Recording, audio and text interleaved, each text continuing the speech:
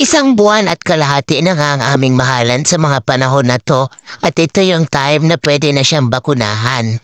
Dinala nga namin siya dito sa aming barangay, dito sa center para magpabakuna. Pero dahil maraming tao natagalan kami at ayan, natulog muna si baby. Ang himbing ng tulog niya at karga-karga nga siya ng papa niya. At ngalay na nga ang braso ng kanyang ina dahil mga ilang oras na din niyang karga. Hindi ko na nga rin mawari ang itsura ko at yung buhok ko ay nagturang kaganat, gawa nga ng electric pan. At ito gabagang buhok ko ay pinuyod ko laang na hindi na lang sinusuklay. Ay, ganon talaga pag inana tayo sa kakamadali, hindi na nakakapagsuklay. At sa wakas nga ay tinawag na rin kami at ayan na nga ang bibihan namin. Naku po, tuturukan na siya. Takot na takot nga ako sa mga panahon na yan dahil pakiramdam ko ako yung tuturukan. Ilalagay natin ito ha. Ito yung 5 in 1. Dalawa kasi isang babae.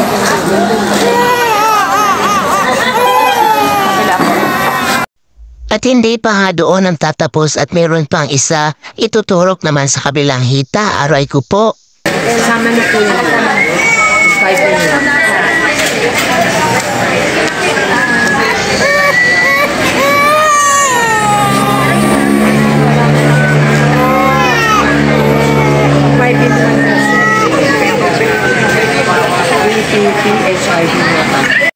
At sa wakas ay nakauwi na rin kami at ang aming mahalan ay ang sarap nga ng tulog, buti nga at hindi naman siya umiyak ng bonggang-bongga. At makalipas nga lang ang ilang oras ay kinapa ko na nga ang aming mahalan at ayun nga nilagnat nga siya kaya dali-dali kong pinabili ang kanyang papa ng gamot. At ang kanyang papa na rin ang nag-aalaga at ayan kitang-kita niyo naman talaga naman. Ang sweet naman ng dalawang mag-ama na yan. At akala ko nga din si Bibi ay mag-iiniya katulad ng ibang bata. Pero yun pala ay akala ko lang dahil napakabait ni Bibi lagnatin. Bihib lang siya magdamag. Tigising lang siya para dumede tapos matutulog na din ulit.